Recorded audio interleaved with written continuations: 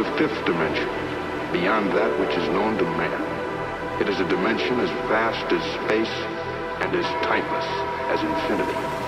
It is the middle ground between light and shadow, between science and superstition, and it lies between the pit of man's fears and the summit of his knowledge.